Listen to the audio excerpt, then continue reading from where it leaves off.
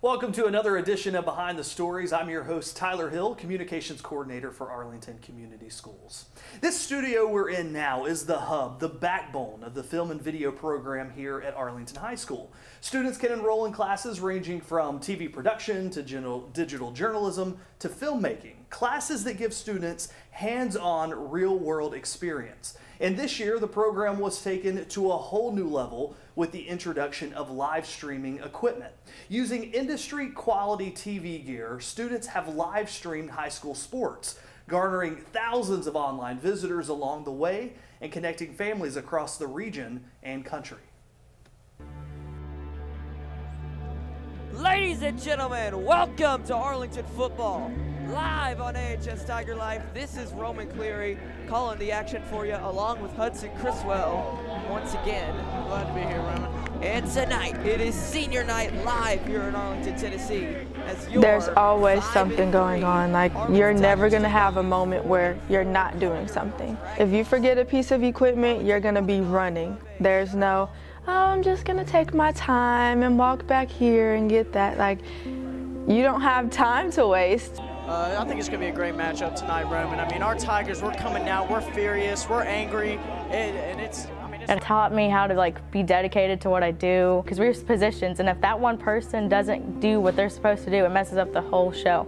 So you really have to be responsible and accountable for your position. And it's live, and so it's not something that they can say cut and that they can go back and they can fix. You know, this is something that's on the fly. It's absolutely done live. I mean, it's the ultimate test of their skill set. Okay, ready, two. We're gonna go back to two. Stay on two. Oh, stay on two. Two, you're still hot. Stay where you are. Two, follow the Arlington team in. One, keep with Sheffield. I've directed a couple times. That's a really hard job because you basically call all the shots. It's like you're in charge almost, like everything you say goes. Tigers have yet to come out. Looks like they're really getting a good... Then you have the technical director, the person who actually chooses from the individual cameras to go on air. We have the graphics with the scores and the names. Right now we have 3 manned cameras. We generally have a 4th and 5th camera, one focused on the scoreboard, and then one that we can set up to sort of shoot the anchors. The different roles all are connected via a communication system, obviously with headsets, so that the director calls the shots on everything. Working under the pressure is really hard. Like, my hands will be sweating sometimes, and I'll just be like, sorry. I'm pretty positive I worked the first football game, and that was rough because we're all just trying to figure out what we were doing at first. Really, it was trial by fire. You know, we just set everything up and did the best we could on the first football game, and I think it went really well. We had a great response on YouTube, lots of views, lots of comments. It was a lot of fun. It's so fast-paced. I never realized how much you go back and forth between shots. Like, I see it on TV and it looks so easy, but then once you're actually doing it in real life, you're like, whoa. That's a lot. I mean, you want to be talking the whole time. That's why it's kind of hard if you don't know the sport. Like, if you had 2 people come in, they know nothing about football, they can't really just come in and kind of sit there quietly. The dude I commentated with, Roman, he was kind of like the play-by-play guy. And then I was kind of like the color guy, the guy that kind of just makes the comments after each play. I like to crack jokes and stuff, so I cracked a couple of jokes, and, you know, a lot of people commented and just said it was fun to watch and listen to. If you work a camera that's somewhere near where a lot of action is going to be, and the end zone is somewhere that there is going to be a lot going on, it's pretty nerve-wracking because I always feel like the ball's going to hit me or it's going to knock my camera over, but I always have to follow the action. So even if I do get nervous, I have to remember there's actual real people watching this right now, and we're live, so if I mess up, I don't get another chance to do this. We're moving beyond me teaching them how, they are teaching themselves how. And so they, are using the equipment just as real professionals would in, a real environment. that was a huge run for Mitchell Faulkner. It could potentially be negated. I think they're pointing towards Arlington for the Watching the numbers climb, into the thousands while you're live streaming, you realize that this is the ultimate thing that this community needs. See what the referee's going to say here for this. Not everyone can be at the games. We have lots of comments that I'm in the hospital. Thanks for letting me see my son play football for the last time. Or grandma lives in California, and so they get to see their grandson play football or their granddaughter play volleyball. You actually are letting families experience each other and experience events that have never been possible before. So it's not just teaching equipment. It's not just teaching how to run a show. It's teaching the students how to provide an experience for the community that no one else is really, doing as well. My goal in any of the TV production classes that I've ever taught is to give them an experience that as closely mirrors real life as possible. One of the things that Ms. Roberts and I really try to teach is don't accept mediocrity. Don't just turn something in to get a grade. Don't just do it to accomplish the task. Understand what it means to excel and desire that. Have the desire to excel. I think this opportunity for live streaming was just a wonderful opportunity for anybody that wanted to go into broadcasting or live streaming sports games. And even if you're not, it taught you so much about yourself and how far you could push yourself too.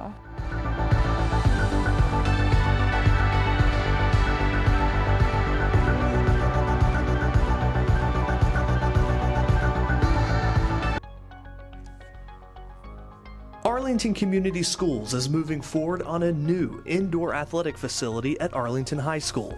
The ACS Board of Education has tapped Chris Woods Construction to build a practice facility for $3.75 million.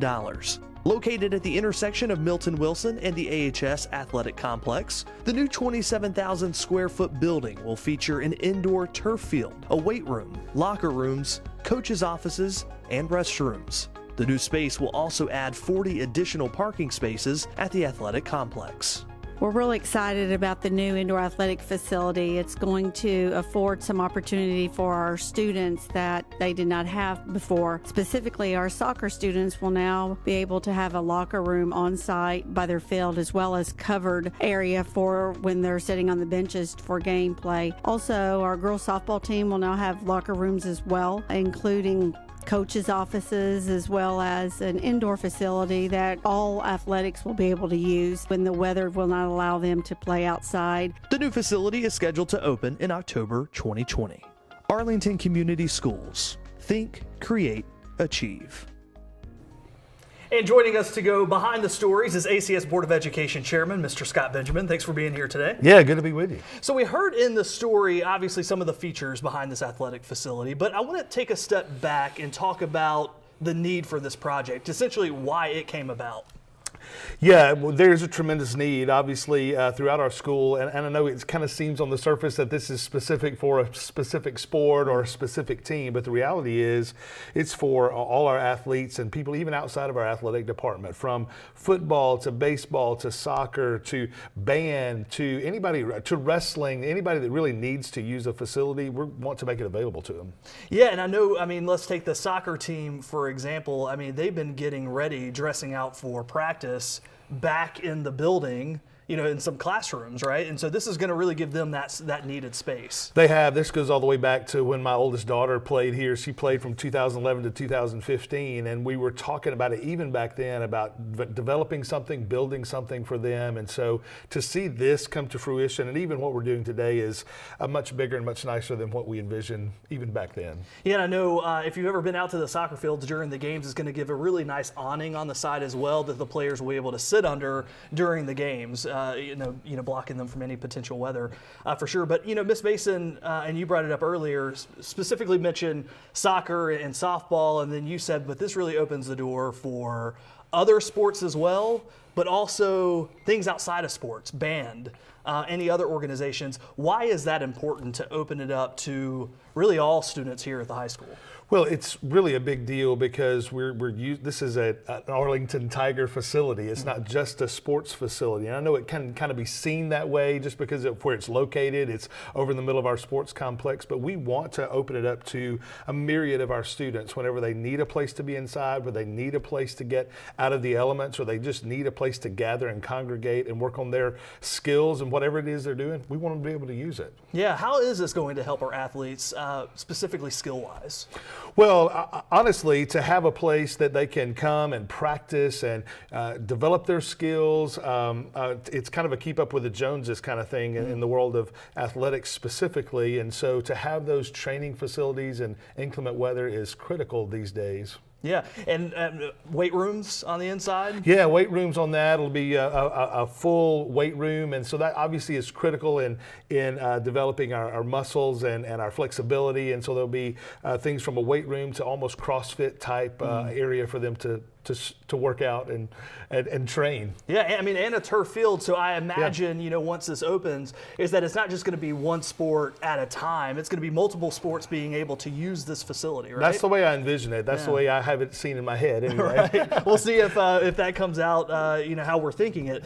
So it's $3.75 million. That's a large investment, especially into a facility, but it's also a large investment into our athletes. I mean, just last year, our athletes racked up millions of dollars in scholarships to go to college. So I imagine, was the district keeping that in mind as far as this helping athletes get that money to go to college? Well, of course, we want to give our students every opportunity that they have to not only succeed here at Arlington, but in the next level, wherever they may choose to go and wherever they may choose to advance in their careers. So this is just one of those next steps that we see as a crucial piece of that. Yeah, I mean, you know, athletes, they grow up, you know, they start early, specifically take baseball, for example. I mean, they start really early, start training, going through middle school and high school to eventually get those college scholarships. So I can see really this athletic facility helping that as well. Absolutely. It's nice to have it here in Arlington. It's nice to know that our kids don't have to travel somewhere else to get this type of facility, to do this type of training. We can do it here on our campus. Awesome. Mr. Benjamin, thanks so much for being here today. Thanks for having me. All right, and we'll be right back after this. On top of first-class care, you will never receive a bill. The only thing we had to worry about was just keeping Azalea comfortable. I was told we wouldn't get a bill. I didn't quite process that. How's this possible? It's possible through all the wonderful people who donate. Para mí lo que la gente hace, consolidarse con la causa que tiene St. Jude, tiene nombre y se llama Sebastián. It's pretty amazing when you consider that 7 years ago, we didn't have the treatments we have now. We cure 80% of children with cancer. If you think about that, I mean, go back 50 years, we were curing 20 to 30%. This is the miracle story of modern medicine. The research here is research that we share with everyone else because overall we want to help all children that have cancer. What makes that possible is people that give to St. Jude. They really help us to fulfill our mission, and we're so grateful to have them on our team. Welcome back to Behind the Stories. I'm your host, Tyler Hill. The magic of TV meteorology has inspired the kids at Arlington Elementary to create their own weather reports. It's happening in Miss Marlin's STEM class, where students spend a few days researching weather patterns and forecasts in cities around the country. They then took that information and drew their own weather maps. But here's where the real TV magic comes in. Using green screen technology, the students had to write and then report a weather forecast in front of that green screen, and then they'll superimpose those hand-drawn weather maps behind them. Miss Marlin says this project has challenged the students in several ways, from having to work on their public speaking skills to art and even research. Well, that's our show for the day. Thanks for watching, and join us next time as we go behind the stories.